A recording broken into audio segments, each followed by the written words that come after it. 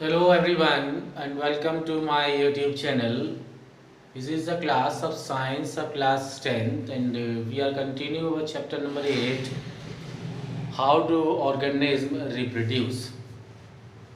In the previous video we discussed about the pollination process, in which we studied that the pollination are of two types. One is the self pollination and other one is the cross pollination.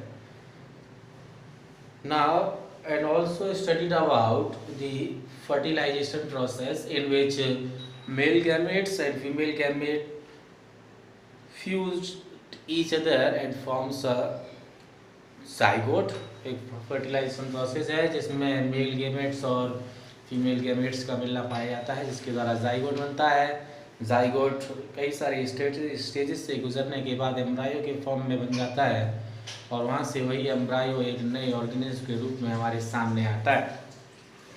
जब ये process होता है तो इसके ये कुछ events में होता है और वो इवेंट्स ही उस पूरे फर्टिलाइजेशन को कंप्लीट कराते हैं।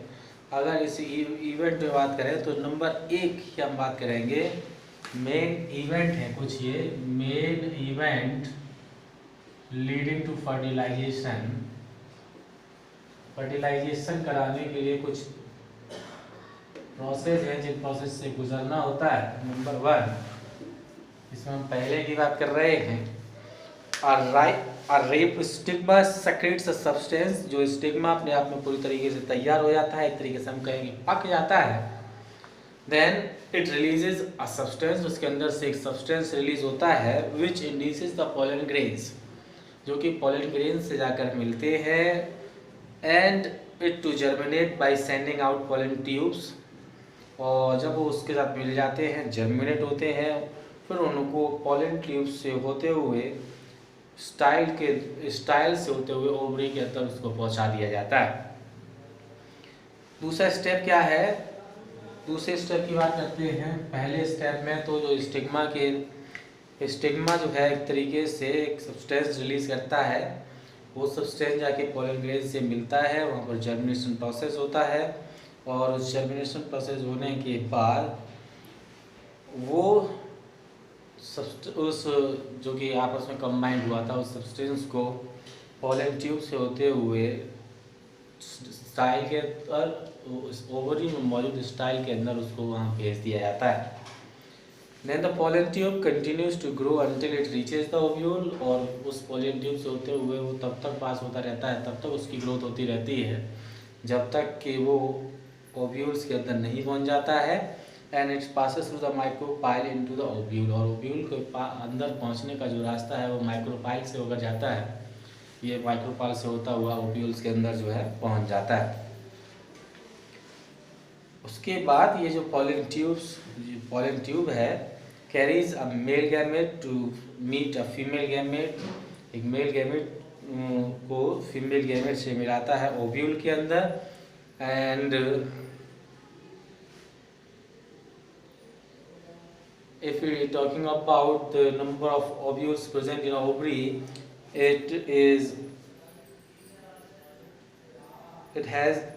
ovules has also egg cells. Ovules के अंदर ओव्यूल्स के अंदर वहाँ पे एक पेयर ऑफ ओव्यूल्स मौजूद होते हैं। अगर ये कहा जाए तो पेयर ऑफ ओव्यूल्स मौजूद होते हैं और हर एक ओव्यूल के अंदर एक तरीके से एग सेल्स मौजूद होते हैं। मेल जर्म सेल्स के द्वारा पोलन ग्रेन्स को प्रोड्यूस कराया जाता है, जो कि वहाँ मौजूद फीमेल गैमेट्स के साथ फ्यूज होते हैं, और ये सब पूरा प्रोसेस जो है वो ओव्यूल के अंदर ही होता है। और जब पूरा फ्यूज़न ये यहाँ पर कंप्लीट हो जाता है, जहाँ पर ये जर्म सेल्स मिल जाते हैं, उस प्रोसेस को हम लोग फर्टिलाइजेशन के नाम से जानते हैं। और इस फर्टिलाइजेशन के बाद एक जाइगोट बनता है, और वो जाइगोट जो है वो उसकी ग्रोथ के बाद एम्ब्रायो के तौर पर जाना जाता है। And then embryo is after growth is known as a new organism, और फिर वो एक न्यू ऑर्गेनिज्म के रूप में प्रोड्यूस होता है। तो इस तरीके से ये इवेंट होते हैं जो कि फर्टिलाइजेशन प्रोसेस को कराने में फर्टिलाइजेशन के तौर पर जाने जाते हैं। ठीक है, जब ये पूरा प्रोसेस होता है तो फ्लावर के अंदर फर्टिलाइजेशन प्रोसेस के बाद एक तरीके के कुछ चेंजेस आ जाते हैं। तो अगर चेंजेस में बात करें तो उस चेंजेस में सबसे पहला जो चेंज है, the ovule develops a tough coat and is gradually converted into a seed. Ovule जो है उसके उस पर एक तरीके से टफ कवरिंग या टफ कोट एक तरीके से परत बन जाती है, एक कठोर परत बन जाती है और लगातार वो जो है सीड की फॉर्म में कन्वर्ट होता रहता है।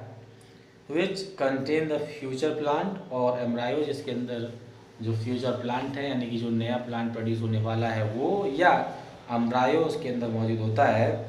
Which develop into a seedling under appropriate condition, जिनको कुछ अप्रोप्रिएट कंडीशंस होती हैं यानी कि कुछ ऐसी कंडीशन जिसमें प्लांट की पूरी ग्रोथ हो पाए उसके अंदर रखा जाता है, और फिर वहीं से वो जो एम्ब्रायो है एक तरीके से छोटे से पौधे के तौर पर प्लांट्स के अंदर पहुँच गया, एक छोटे से ऑर्गेनिज्म के तौर पर जो है वो तैयार हो जाता है। कब? जब फेवरेबल कंडीशंस अपने आप में मिलेंगी। किसको? उस जाइगोट को, जो मेल और फीमेल गैमेट्स के मिलने के बाद, फर्टिलाइजेशन प्रोसेस के बाद तैयार हुआ है, उसको जब कंडीशंस फेवरेबल मिलती हैं तो एक नए ऑर्गेनिज्म के तौर पर परिवर्तित हो जाता है। The zygote divide several times to form an embryo within the ovule. Ovule के अंदर ये जो जाइगोट है कई बार जो है अपने आप में डिवाइड होता है और एम्ब्रायो बनाता है। ओव्यूल के अंदर ये जाइगोट कई बार डिवाइड होकर अपने आप में एम्ब्रायो बनाते हैं। That means the ovum develops into the embryo of the seeds. इसका मतलब है कि जो ओवम है वो एम्ब्रायो के अंदर ही अपने आप में डेवलप होते हैं, and embryo develops into a seedling, और एम्ब्रायो से ही वो एक नया ऑर्गेनिज्म बनकर तैयार होता है, और this process is called the germination, और इस प्रोसेस को ही हम जर्मिनेशन प्रोसेस के नाम से जानते हैं। Ovary grows rapidly and reverse to form a fruit. Ovary जो है वो तेज़ी से ग्रोथ करती है और एक फ्रूट को प्रोड्यूस कराने में हेल्प करती है। Meanwhile the petals, sepals, stamen, style and stigma may shrivel and fall off।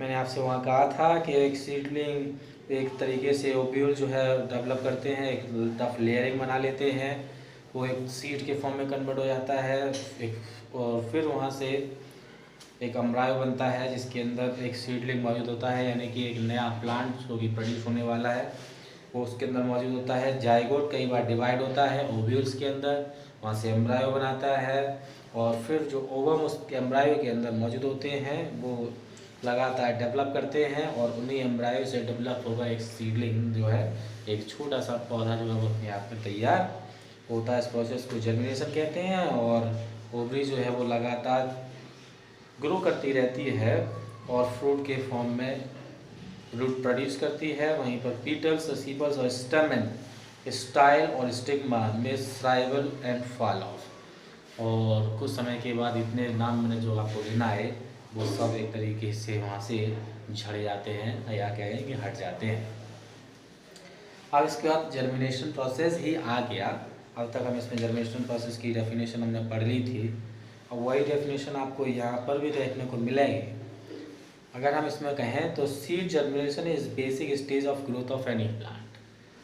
किसी भी प्लांट की ग्रोथ के लिए बात कहेंगे तो जो सीड जर्मिनेशन है वो बेसिक स्टेज है, वो यहीं से होकर गुजरना है। एक प्लांट अगर तैयार होना है तो जर्मिनेशन प्रोसेस से होकर ही गुजरना होता है, तभी एक प्लांट जो है वहाँ तैयार हो पाता है। A seed contain the essence of plant in resting embryonic condition, और एक बीज के अंदर ही वो सभी कंडीशंस मौजूद होती हैं जिसके अंदर वो पूरी तरीके से ग्रोथ कर पाता है। Whenever seed gets a favourable environment, और जैसे ही उस सीड को एक फेवरेबल एनवायरनमेंट मिल जाता है, उसके अनुसार एनवायरनमेंट मिल जाता है जिसमें वो उसकी ग्रोथ हो सके, the stage of germination start taking place. उसी समय पर जो जर्मिनेशन प्रोसेस है वो अपने आप में स्टार्ट हो जाता है। A dormant seed lying in the ground needs warmth, और एक सीड जो कि ज़मीन के अंदर बोया जा चुका है उसको प्रॉपर मात्रा में गर्मी, ऑक्सीजन और पानी चाहिए होता है डेवलप करने के लिए, और तभी वो एक पौधे के रूप में जनरेट होकर हमारे सामने आ पाता है। तो ये कंडीशन है फेवरेबल, और ये अगर किसी पौधे को मिलेंगी, किसी भी बीज के प्रोवाइड कराई जाएंगी, तो वहाँ से एक नया पौधा अपने आप में बनकर तैयार होता है। तो ये था जेमिनेशन, हमारा प्रोसेस शुरू हो गया। हम इसके बारे में और बात करेंगे अपने अगले वीडियो।